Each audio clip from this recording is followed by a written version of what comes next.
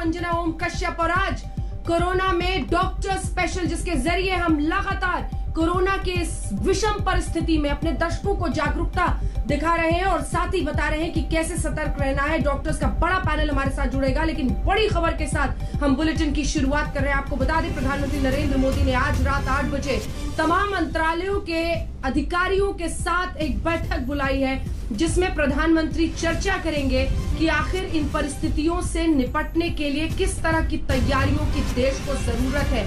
Corona का कोहराम आखिर कब तक, ये पूरे विश्व में सवाल पूछा जा रहा है। लेकिन इस बीच क्या परिस्थिति इस वक्त देश में बनी हुई है, कैसे उसे बेहतर किया जा सकता है, इस पर क्या कहना है तमाम मंत्रालयों के अधिकारियों का, कैसे क्या कुछ किया जाए, इन सब पर आज प्रधानमंत्री रात 8 बजे चर्चा करेंगे। आप समझ लीजिए कि एक कोऑर्डिनेशन के तौर पर तमाम मंत्रालयों के बीच प्रधानमंत्री की ये पहल है, जिससे एक रास्ता निकल सके। विषम परिस्थिति है और ऐसे में हर मंत्रालय की तरफ से अधिकारी अपने अपनी तरीके से जानकारी देंगे और उसको एक साथ मिलाकर आगे का रास्ता तय किया जाएगा। बहरहाल अब आइए आपको अपनी दिखाते हैं ये रिपोर्ट, क्योंकि आज विश्व भर से तमाम डॉक्टर्स हल्ला बोल में हमारे साथ जुड़ेंगे। आपके मन में भी कई सवाल होंगे, आपको भी लगता होगा कि आखिर वैक्सीनेशन लगने के बावजूद भी हिंदुस्तान में इतने लोगों को कोरोना क्यों हो रहा है। संक्रमण की इस रेट को लेकर, रफ्तार को लेकर लोगों के मन में कई शंकाएं हैं, कौन कौन से म्यूटेंट स्ट्रेन हैं। इसके अलावा आपके मन में यह भी होगा कि बच्चों को इस बार इतनी तेजी से हो रहा है, उनको कैसे बचाया जा सकता है। बेड्स की कमी है, तमाम किल्लतों के बीच। पहले ये रिपोर्ट देखिए, फिर आपको देश विदेश के तमाम डॉक्टर्स के साथ इन्हीं सवालों के हल ढूंढने की कोशिश करें। अमेरिका में कहर ढा रही है वायरस की चौथी लहर। कोरोना की तीसरी लहर से जूझ रहा है यूरोप। महामारी की दूसरी लहर से बेहाल हुआ हिंदुस्तान। दुनिया भर में एक बार फिर खौफ बनकर छा गया है कोरोना। ये कोरोना की सुनामी है जो अपने साथ सब कुछ बहा ले जाने। अमेरिका में संक्रमण रोग प्रतिरोध और निवारण की प्रभारी एजेंसी CDC के मुताबिक कोरोना के 5 ऐसे स्ट्रेन हैं जिनकी संक्रामक क्षमता बेहद तीव्र हो सकती है और मुमकिन है कि उसकी वजह से मृत्यु दर और बढ़ जाए। यूरोप में भी कोरोना की चेन तोड़ने के लिए सख्तियों का दौर चल रहा है। विशेषज्ञों के मुताबिक यहाँ सबसे ज्यादा कहर कोरोना वायरस का वो संस्करण ढा रहा है जिसे P1117 नाम दिया गया है। इटली में कोरोना की तीसरी लहर सबसे ज्यादा भयानक बताई जा रही है। इसके लक्षण पकड़ में ही नहीं आ रहे। भारत में भी कोरोना की ये दूसरी लहर है और संक्रमण इस कदर बेकाबू हो रहा है कि रोजाना नए संक्रमितों की संख्या 2 लाख का आंकड़ा पार कर रही है, तो मरने वालों की संख्या भी 1000 से ज्यादा है।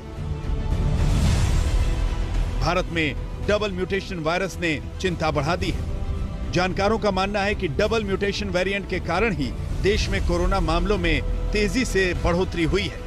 डबल म्यूटेशन वायरस ने इस महामारी से निपटने की चुनौतियां भी काफी बढ़ा दी हैं। अब तक कोरोना जांच के लिए सबसे सटीक माना जा रहा RT-PCR टेस्ट भी फेल हो रहा है। कोरोना रोज नए रूप बदल रहा है और बहरूपीय को पहचानना मुश्किल हो गया है। विशेषज्ञों के मुताबिक अभी तीसरी चौथी लहर भी आ सकती है। सवाल है कि आखिर कोरोना से बचाव का रास्ता क्या है। भारत में वायरस का ये कहर कब थमेगा। आज तक ब्यूरो। परिस्थितियां विषम है, ये तस्वीरें ऐसी हैं जो हर किसी को दहला रही हैं, लेकिन विश्व भर ने ऐसे ही मंजर देखे हैं। शहर दर शहर जो परिस्थितियां बनी है विश्व में, वो सब इसी तरह से लोगों को सोचने पर मजबूर कर रही हैं कि हमने आखिर कहां पर लापरवाही की, कैसे दूसरी लहर में ये संक्रमण इतना भारी हो गया है हिंदुस्तान पर। हमारे साथ हिंदुस्तान से ही जुड़े हुए तमाम डॉक्टर्स देश विदेश से अब जुड़ रहे हैं, जिनसे हम पूरी जानकारी लेंगे कि संक्रमण और इसकी रफ्तार के बारे में, वैक्सीनेशन के बावजूद क्यों हो रहा है। ये तमाम सवाल पूछेंगे और क्या वैक्सीनेशन को उसी तेजी से या फिर और तेजी से बढ़ाने की जरूरत है। डॉक्टर मयंक वत्स हमारे साथ जुड़ रहे हैं, जो कि सीनियर पल्मोनोलॉजिस्ट है एंड स्लीप फिजिशियन है Rashid hospital Dubai medical centre से। वो हमारे साथ दुबई मेडिकल कॉलेज से सीधा इस वक्त जुड़ रहे हैं। अक्षत जैन साहब डायरेक्टर है ब्लड डिसऑर्डर्स की और जीन थेरेपी की Loma Linda university Los Angeles California से हमारे साथ जुड़ रहे हैं। डॉक्टर रविंद्र सिंह हमारे साथ, रविंद्र सिंह शेखावत साहब कंसल्टेंट न्यूरोलॉजिस्ट है माउंट नवीना हॉस्पिटल सिंगापुर से, वो हमारे साथ जुड़ रहे हैं। सिंगापुर ने भी देखिए बड़े सही तरीके से उस देश का जिक्र होता है। उन्होंने बड़े अच्छे से इस पूरे कोविड को हैंडल किया है। कुछ वहां से समझने सीखने की कोशिश करेंगे। डॉक्टर जयवीर सिंह राठौर हमारे साथ है, न्यूरोलॉजिस्ट है, एपिडेमियोलॉजिस्ट है और ये को चेयरमैन है epilepsy foundation of America USA के। डॉक्टर रोमित पुरोहित हमारे साथ जुड़ गए हैं, जो कि sports ortho and occupational health specialist हैं, बोर्ड मेंबर हैं दुबई कोविड क्राइसिस कमेटी के इस वक्त। तो उनसे भी बड़े इंपॉर्टेंट इनपुट्स जिसको कहा जा सकता है मिलेंगे। डॉक्टर विक्रम तलावलीकर हमारे साथ जुड़ रहे हैं, एसोसिएट स्पेशलिस्ट हैं university college London hospital NHS trust के, जो लगातार हमारे साथ कार्यक्रमों में ऐसे शामिल होते रहे। मुझे लगता है डॉक्टर विक्रम, मैं आपके साथ इसलिए शुरुआत करना चाहती हूं क्योंकि लंदन ने दूसरी लहर को बड़े ही सकारात्मकता के साथ और बहुत ही प्रोएक्टिव अप्रोच के साथ, एक तरफ उन्होंने लॉकडाउन भी किया, उन्होंने सख्तियां भी बरती, उन्होंने वैक्सीनेशन को जबरदस्त तरीके से एक ड्राइव बनाकर चलाया और अब हालत ऐसी है कि 1000 के आसपास केसेस आ रहे हैं और मृतकों की संख्या बहुत कम हो गई है। हिंदुस्तान इस वक्त दूसरी लहर के पीक पर है। अब हर तरफ जो मंजर है वो दहलाने वाला है। केसेस लगातार बढ़ रहे हैं। आज तो 2,34,000 है, लगातार थर्ड या फोर्थ डे है जब 2 लाख से ज्यादा केसेस आ रहे हैं। डॉक्टर विक्रम, यूके के एग्जाम्पल से क्या सुझाव देंगे आप हिंदुस्तान के लिए इस वक्त? और 2-3 सवाल हैं वैक्सीनेशन को लेकर। यहां पर वैक्सीनेशन के बावजूद कई लोगों को हो रहा है, इसका क्या संकेत है, इससे क्या लर्निंग है? धन्यवाद अंजना जी। पहले तो ये कहना चाहूँगा कि हर एक देश थोड़ा सा अलग रहता है। उसकी ज्योग्राफी, उसका पॉपुलेशन थोड़ा सा अलग रहता है। भारत बहुत ही बड़ा देश है, तो डायरेक्ट कंपैरिजन करना ठीक नहीं होगा। पर 2-3 चीज़ें कहना चाहूँगा। एक तो ये है, वैक्सीनेशन का अगर देखा जाए तो अब से जो चीज़ सबसे ज़रूरी है वो है वैक्सीनेशन को बढ़ाना। वैक्सीनेशन के बाद भी जिनको इन्फेक्शन हो रहा है, इन्फेक्शन तो होगा क्योंकि वैक्सीनेशन इन्फेक्शन नहीं रोकता है, पर जिनको इन्फेक्शन होगा उनको इलनेस बहुत सीवियर नहीं होगा और वो आशंका ये है कि वो नहीं मरेंगे। डेथ्स और सीवियर इन्फेक्शन जो वैक्सीनेटेड होते हैं उनको नहीं होगा, सिर्फ इन्फेक्शन माइल्ड हो जाएगा। और अगर एस्ट्राजेनेका की बात की जाए तो वो इन्फेक्शन फैलना भी थोड़े से रोक सकता है। इसीलिए वैक्सीनेशन प्रोग्राम को रैंप अप करना, ज़्यादा से ज़्यादा लोगों को वैक्सीनेशन देना बहुत ज़रूरी है।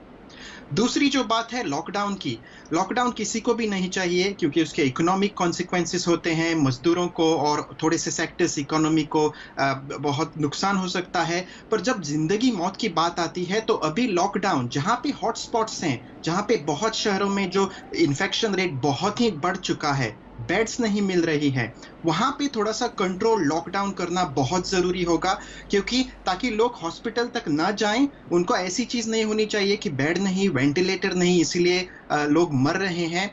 ऐसा अगर नहीं सिचुएशन बनाना है तो लॉकडाउन की बहुत ज़रूरत है। और जहाँ पे हॉटस्पॉट्स हैं, बहुत इन्फेक्शन हो रहा है, वहाँ पे अगर कंट्रोल, लॉकडाउन किया जाए और टेस्टिंग ट्रेसिंग, जो भी कोई आदमी पॉजिटिव मिलता है उसका प्रोएक्टिवली टेस्टिंग ट्रेसिंग करके उनको क्वारंटाइन किया जाए तो इस सिचुएशन पे कंट्रोल थोड़ा सा ला सकते हैं। तो वैक्सीनेशन और जहाँ पे हॉटस्पॉट है वहाँ पे कंट्रोल, लॉकडाउन, ये तो बहुत बड़ी प्रायोरिटी है अभी। हाँ। आपने सही बताया है। और देखिए, वैक्सीनेशन ड्राइव को बहुत तेजी से करने की जरूरत है। आज प्रधानमंत्री 8 बजे एक बैठक भी बुला रहे हैं, समीक्षा बैठक तमाम मंत्रालयों के अधिकारियों के साथ। उस पर टीकाकरण पर भी समीक्षा होगी। भारत के पास तो अनुभव है वैक्सीनेशन का, टीकाकरण का, इतनी बीमारियों को करते हैं। हमें एक नेशन वाइड ड्राइव की जरूरत है कि जल्द से जल्द, देखिए ना, एक टीका लगता है, उसके बाद 1-1.5 महीने के बाद दूसरा लगता है, एक लंबा प्रोसेस होता है एक व्यक्ति को इम्यूनाइज करने का। इसीलिए इसमें तेजी लाने की जरूरत है। लेकिन डॉक्टर मयंक वत्स, मैं आपके पास अमेरिका के बारे में भी थोड़ी जानकारी जरूर दीजिएगा, किस तरह से वहां पर वैक्सीनेशन ड्राइव चल रहा है, क्या सबक हो सकता है।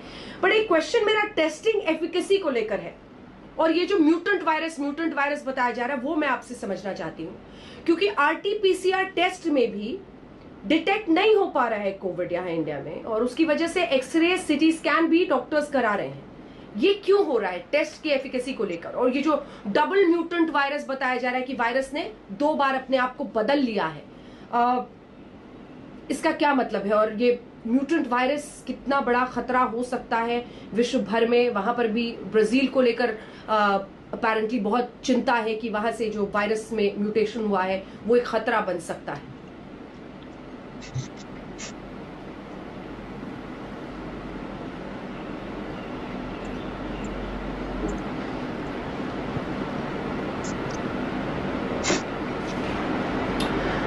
डॉक्टर मयंक, आपको आवाज आ रही है? ये सवाल आपसे पूछा है मैंने। नमस्कार Anjana ji, thank you very much for inviting me for this discussion. जो अभी ब्राजील, यूके और ब्राजील के जो वेरिएंट आ रहे हैं, इनकी ट्रांसमिसिबिलिटी बहुत ज़्यादा है। इनमें म्यूटेशन, जेनेटिक म्यूटेशन हो चुका है वायरस के अंदर। तो जो पहले वाला कोविड-19 वायरस था उससे ज़्यादा खतरनाक है, क्योंकि इनकी ट्रांसमिसिबिलिटी बहुत ज़्यादा है। ये तुरंत इन्फेक्शन एक पेशेंट से दूसरे पेशेंट में इमीडिएटली इन्फेक्शन पकड़ेगा और खतरनाक रूप से फैलेगा। तो हम सबको लाजिम इन्फेक्शन कंट्रोल प्रिकॉशंस रखने की ज़रूरत है और वैक्सीन लगवाने की ज़रूरत है। वैक्सीन सबसे पहले जो लोग रिस्क पे हैं, लाइक ओल्ड एज वाले पेशेंट जिनको क्रॉनिक डिजीज है, और जो कि हेल्थ केयर वर्कर है, जो फ्रंटलाइन पे डायरेक्टली पेशेंट की केयर कर रहे हैं, उनको सबसे ज़्यादा ज़रूरी है सबसे पहले उनको लगा करके, और धीरे धीरे पूरी आम पब्लिक के अंदर वैक्सीन लगाने की ज़रूरत है इस समय।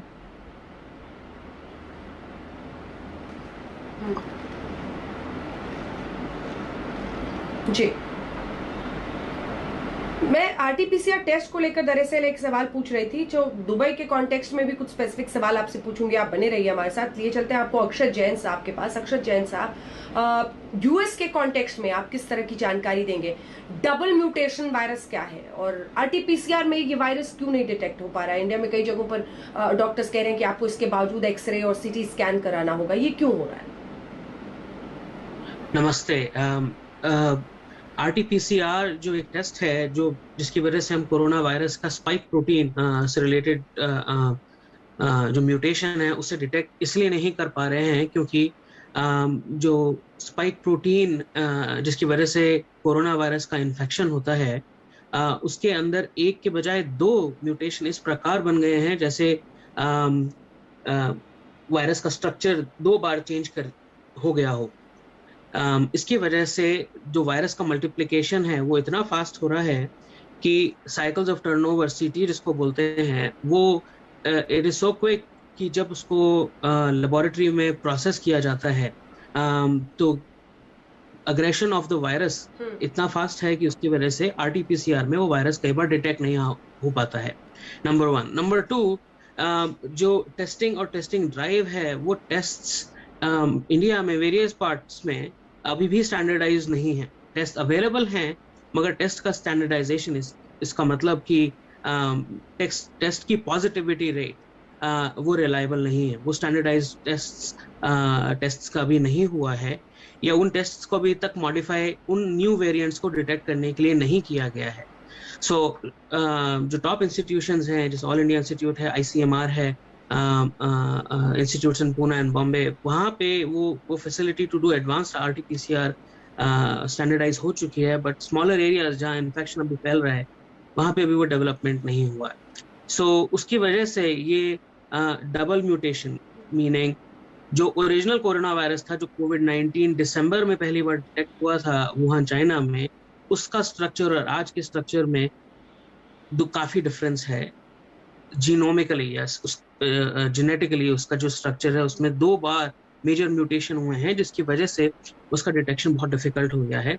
हैविंग सेड दैट, वो बोलने के बावजूद मैं ये बोलना ज़रूरी समझूंगा कि टेस्ट पॉजिटिविटी या टेस्ट नेगेटिविटी से ज़्यादा ज़रूरी है सिम्टम्स को मॉनिटर करना।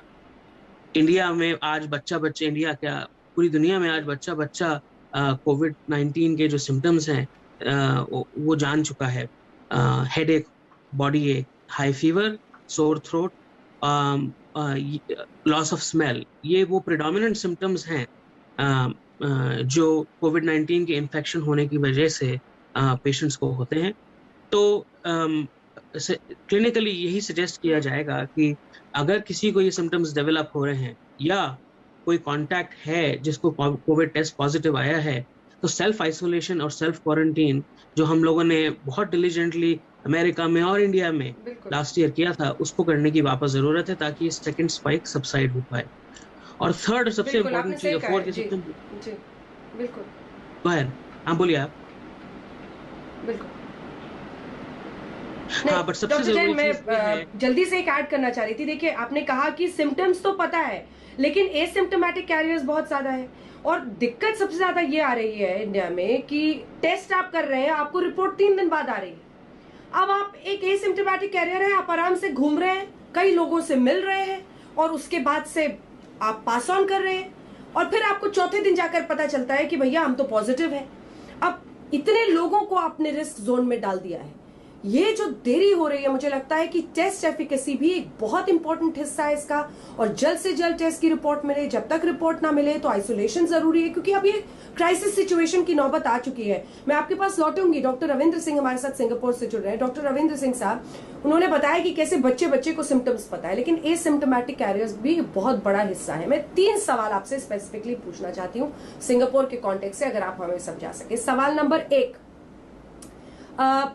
ये कई लोगों को पहले जब शुरू में होता था एक व्यक्ति को, उसके बाद री इन्फेक्शन, रेयर केसेस में बताया जाता था कि रेयर केसेस में री इन्फेक्शन हो रहा है, लेकिन अब री infection is becoming quite a normal. बहुत लोगों को री इन्फेक्शन हो रहा है। तो ये सबसे पहला सवाल। दूसरा सवाल, बच्चों में ये होना, और बच्चों में कहां पर जो वैक्सीनेशन है उसके ट्रायल्स भी शुरू हो गए। वो ग्राफिक जरा दिखा दीजिए ताकि हमारे दर्शक भी समझ सके। बच्चों के टीका के पहुंचने का कब तक हम इंतजार कर सकते हैं?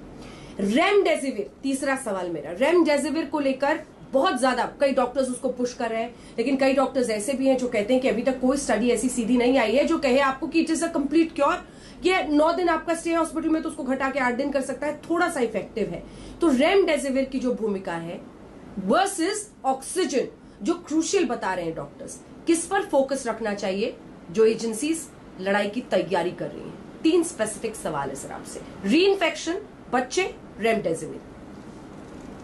नमस्कार अंजना जी, धन्यवाद। पहले तो मैं शुरुआत करना चाहूँगा कि मैंने अपने 10-15 साल के करियर में इससे तेज़ी से फैलता हुआ वायरस कभी नहीं देखा। और वायरस ही नहीं, ये जो लंग्स को जिस तरह से डैमेज करता है और जो हम सफ़ेद धब्बे देखते हैं, इतनी तेज़ी से हमने किसी भी वायरस के साथ आज तक नहीं देखा, न सुना। जो स्पेनिश फ्लू की बात करते हैं वो बहुत पुरानी थी।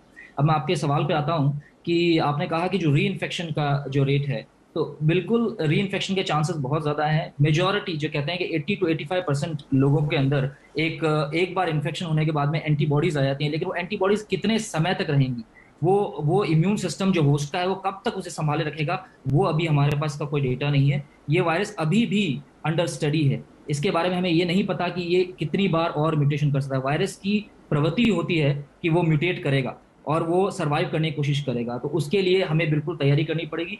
और दूसरी चीज़ आपने जो पूछी कि बच्चों के अंदर अभी तक जितने भी डेटा आए हैं, साउथ कोरिया, जापान से हमें सीधा डेटा आते हैं यहाँ पे, और हमारे पास में जो डेटा है वो ये है कि बच्चे अभी भी मोस्टली एसिम्प्टोमेटिक और ज़बरदस्त कैरियर बोलते हैं उनको, कि बहुत तेज़ी से फैलाते हैं वो बच्चे भी जो हैं। बुजुर्गों के साथ जब कॉन्टेक्ट में आते हैं तो बहुत तेज़ी से आते हैं। लेकिन अच्छी बात ये है कि जो हमें पता चला है कि जो ट्रायल्स हैं वो अब फिनिशिंग स्टेज पे हैं, तो विदिन 1 और 2 मंथ्स के अंदर हमको ये खबर भी आने को मिल सकती है कि बच्चों के लिए टीकाकरण अब स्टार्ट होएगा। और ये तभी हो सकता है जब जवान लोगों का और बूढ़े लोगों का खत्म हो जाए। तीसरा आपने जो पूछा सवाल रेमडेसिविर के बारे में, वो भी बता दूं कि रेमडेसिविर एक एंटीवायरल दवाई है। सिंगापुर में इसका यूज किया गया था मार्च 2020 में, जब कुछ केसेस आए थे और उन केसेस में से तकरीबन 8 या 10 आईसीयू के अंदर एडमिट थे, तो उसे एक ट्रायल ड्रग के रूप में यूज किया गया था। और एक एंटीवायरल ड्रग है, इसका स्टडी उस वक्त नहीं हुआ था, इसलिए ट्रायल ड्रग थी। उसके बाद में सिंगापुर ने भी स्टडी पब्लिश करी है, और जापान, कोरिया और ताइवान से हमें बहुत सारे स्टडीज मिली, और खासकर चाइना से भी स्टडी मिली। उन्होंने कहा कि जो भी कॉम्प्लिकेटेड, यानी अर्ली स्टेज में जो भी कॉम्प्लिकेटेड लंग इन्फेक्शन है, जिसके अंदर की लंग डैमेज बहुत ज्यादा हो गया और वेंटिलेटर की ज्यादा जरूरत पड़ेगी, उस केस में रेमडेसिविर मोर्टेलिटी को रिड्यूस करता है, यानी कि जो है डेथ्स हैं उनको कम करेगा। और उसका बहुत ही सिग्निफिकेंट नंबर आया था। और धीरे धीरे ये ट्रायल्स जो हैं और इसके डेटा आए हैं, और उनमें सभी में ये आया गया कि बहुत इंप्रूवमेंट इसके साथ हुआ है। रेमडेसिविर के साथ और भी एंटीवायरल ड्रग्स आई हैं, उनका भी यूज हुआ है, लेकिन अभी तक जो डेटा आया है वो कोई ऐसा मेजर रैंडमाइज कंट्रोल ट्रायल नहीं हुआ है किसी भी देश में इतना बड़ा जो क्लियरली बता दे कि रेमडेसिविर इज द ड्रग। तो अभी तक यही यूज किया जा रहा है कि केस बाय केस, अगर कॉम्प्लिकेशन है, अगर कॉम्प्लिकेटेड केस है, तो उन केसेस के अंदर मोर्टेलिटी को प्रिवेंट करने के लिए रेमडेसिविर को यूज किया जा सकता है। या इनके साथ इम्यूनोमॉड्यूलेटर्स को यूज किया जाता है, कुछ कहीं जगह आईवी स्टेरॉइड यूज किया जाता है, कहीं जगह एजाथ्रोपिन, कई तरह की दवाइयां हैं जो यूज की जाती है। इनफैक्ट आइवरमेक्टिन भी एक दवाई है जो कि पैरासाइट्स में यूज किया है, उसका भी जो है देखा गया है कि ये कहीं ना कहीं कोविड वायरस को असर करती है।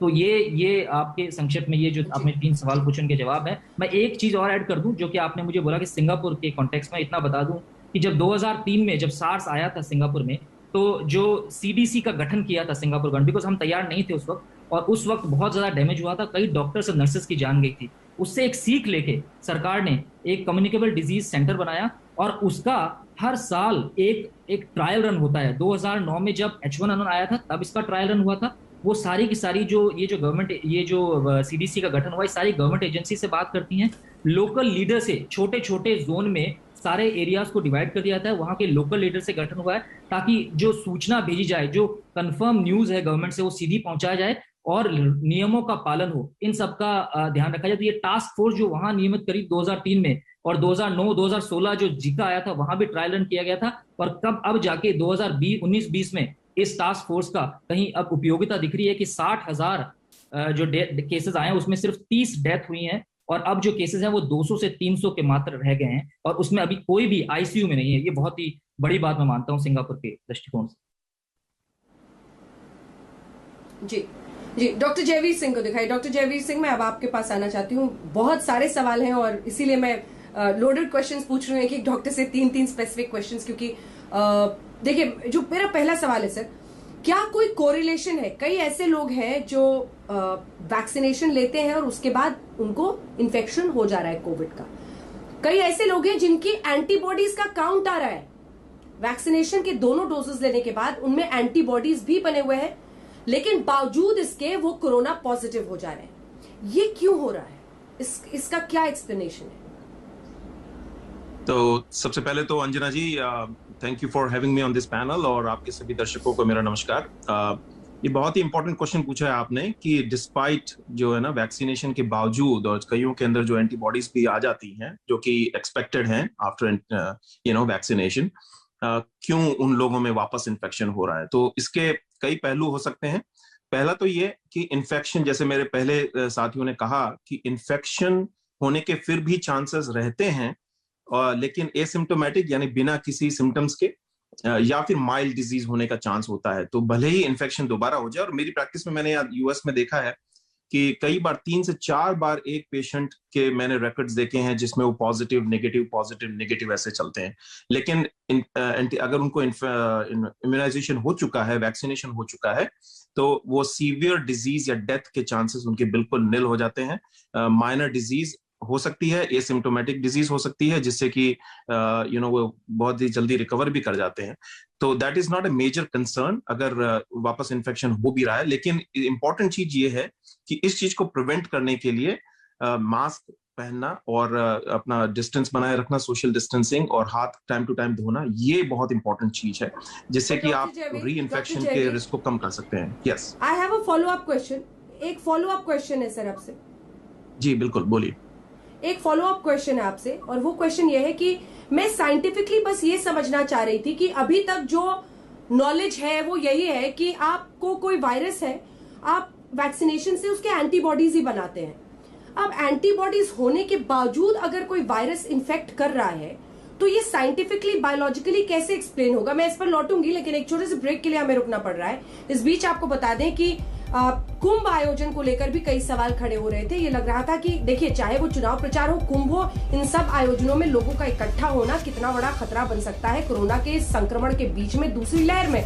फिलहाल उस पर रोक की बात जूना अखाड़ा ने भी समापन का ऐलान किया है। उन्होंने कहा है लोगों की जीवन रक्षा ऐसे वक्त पर जरूरी है, और यही संदेश हर किसी का होना चाहिए। देखिए, आज प्रधानमंत्री ने भी ट्वीट किया था कि वो लगातार एक अपील कर रहे हैं। उनका कहना था प्रतीकात्मक रूप से 2 शाही स्नान हो चुके हैं, प्रतीकात्मक रूप से लोग इसे मनाएं और कुंभ के समापन का ऐलान हो। बहरहाल जूना अखाड़ा की तरफ से भी ये बात कही दी गई। एक छोटे से ब्रेक के लिए हम रुक रहे हैं, फौरन लौट रहे हैं। हमारे साथ कई डॉक्टर्स और बने हुए हैं, कई सारे सवाल अभी भी हैं। अब उन सब का जवाब लेने की कोशिश करेंगे ताकि आपके लिए भी ये बीमारी थोड़ी सी और डिकोड हो। कम से कम डॉक्टर्स तो हैं अपने अनुभव से कुछ समझाने के लिए।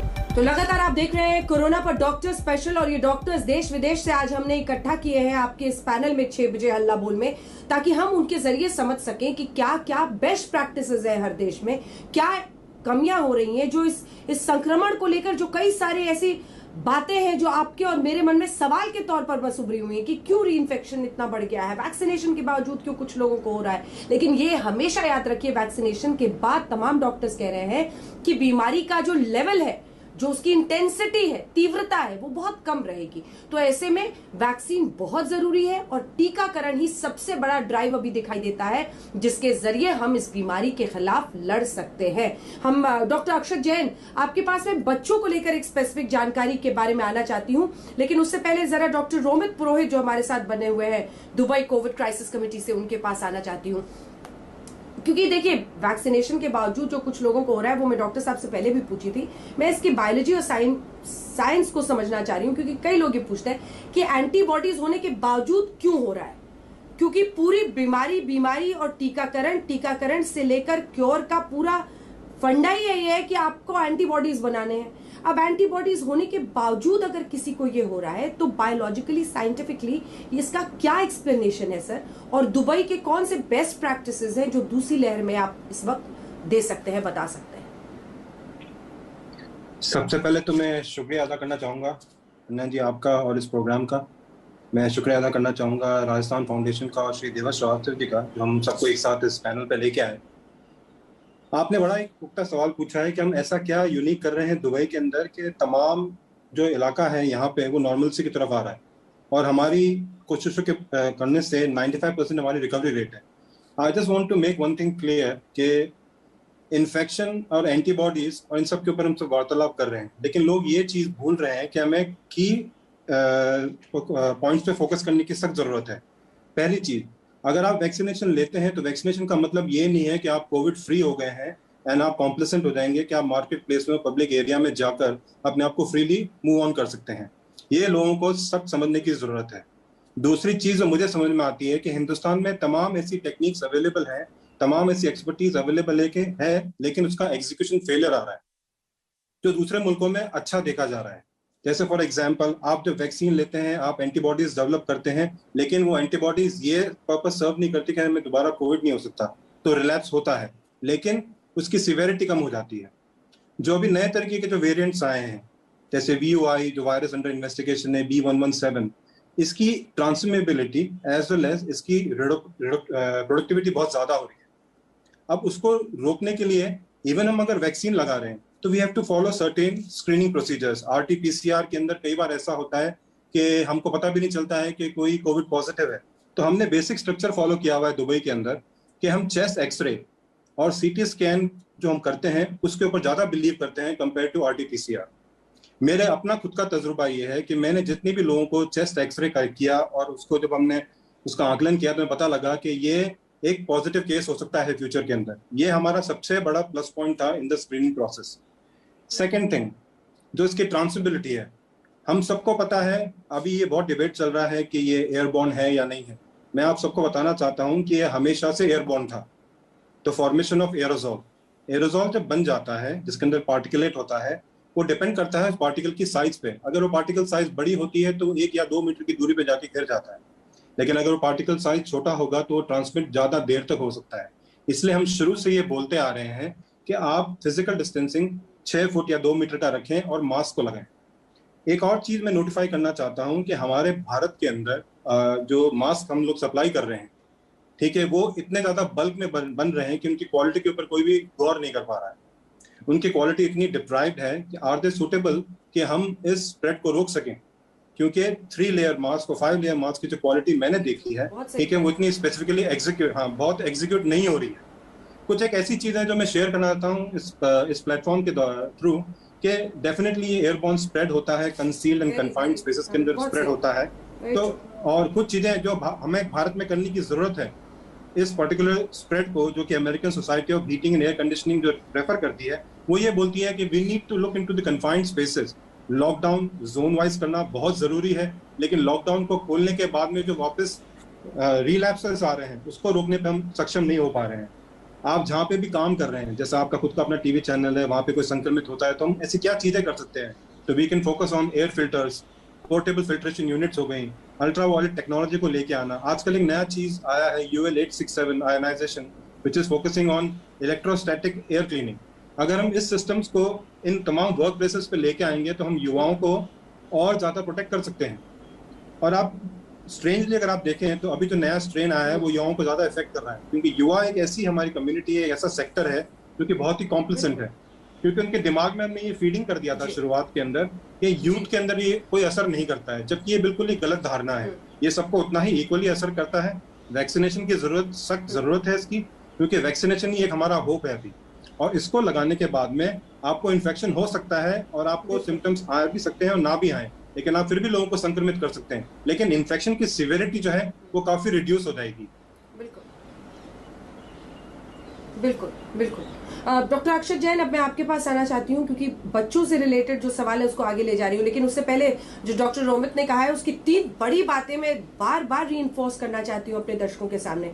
देखिए, आपको कानून से बचने के लिए या चालान से बचने के लिए मास्क नहीं पहनना है कि आपने कुछ भी पतला सा, एक सस्ता सा और जो क्वालिटी जिसकी खराब भी हो, जो रिक्वायरमेंट्स 3 लेयर्स के नहीं मीट करता है, आपने बस मास्क डाल दिया चेहरे पे बताने को ट्रैफिक वाले को कि भैया हमने तो पहना हुआ है चालान। ये पर्पस नहीं है। आपको चालान से नहीं बचना है, आपको कोरोना वायरस से बचना है, अपनी जिंदगी बचानी है और संक्रमण दूसरे को ना हो ये बचाना है। तो प्लीज सही ढंग का मास्क ही खरीदें और सही मास्क ही पहने। चुनाव प्रचार के दौरान हमने कोलकाता में देखा कि पतले वाले लेयर्ड मास्क पार्टियां बांट रही हैं, उसको पहन के लोग घूम रहे हैं। ये मजाक है इस बीमारी के साथ। आपको मास्क किसी को दिखाने के लिए, चालान से बचने के लिए नहीं पहनना है, आपको कोरोना वायरस से बचने के लिए पहनना है। ये बहुत जरूरी है। साथ ही संक्रमण का खतरा जहां भी क्लोज्ड एनवायरनमेंट यानी बंद जगह हो, वेंटिलेशन कम हो, हवा अंदर बाहर कम जा रही है, वहां ज्यादा होता है। तो आपने डॉक्टर साहब बहुत इंटरेस्टिंग बात बताई कि एयर फिल्टर्स और कैसे हम वहां पर बेहतर करें, क्योंकि फ्लाइट्स भी जो एयरलाइंस है वो भी अब इस पर विचार कर रही हैं, क्योंकि फ्लाइट्स में संक्रमण फैलने का बहुत खतरा होता है। डबल मास्क को लेकर चर्चा हो रही है। ये 2-3 बातें मुझे लगता है कि बार बार दर्शकों को बताना जरूरी है कि देखिए, मास्क पर बहुत ध्यान दीजिए, सही क्वालिटी का हो, आप सुरक्षित रखें, नाक को बाहर ना निकालें। प्रभु के लिए आपको नाक और मुंह दोनों को ढकना है ना। गले के लिए मास्क नहीं बनाया गया है, तो गले पर कृपया उसे ना लटकाएं। आप प्लीज मास्क को एक तरफ से ऐसे नीचे निकालें और ठीक से मास्क पहने जिसमें मुंह और नाक आप ढक सकें। अक्षत जैन साहब, बच्चों के कॉन्टेक्स्ट में जरा नंबर्स भी दिखाइए, जो डेटा हम दिखा रहे हैं। हमने वैक्सीनेशन की बात की है और ये वाले जो वायरस का स्ट्रेन अभी इंडिया में कई लोगों को इन्फेक्ट कर रहा है, बच्चे बहुत ज्यादा प्रभावित हो रहे हैं। इस पर क्या बताएंगे आप? और मुझे लगता है सरफेस ट्रांसमिशन को लेकर एक सवाल है जो छूट ना जाए, मैं उस पर भी, चूंकि उन्होंने बताया कि देखिए एयरबॉर्न तो पहले से, द लैंसेट के एक आर्टिकल को लेकर आज चर्चा लगातार हो रही है कि एयरबॉर्न हो गया, लेकिन पहली लहर से कई लोग मान रहे थे कि जिस तरह से ये फैल रहा है कई यूरोपीय देशों में खास तौर पर, ये एयरबॉर्न ही है। लेकिन सरफेस ट्रांसमिशन और सरफेस के जरिए इन्फेक्शन फैलने पर भी अगर आप उसके बाद बता सकते हैं डॉक्टर जैन। जरूर। अंजना जी, मैं चाइल्ड स्पेशलिस्ट हूँ, बच्चों के कैंसर का ट्रीटमेंट करता हूँ।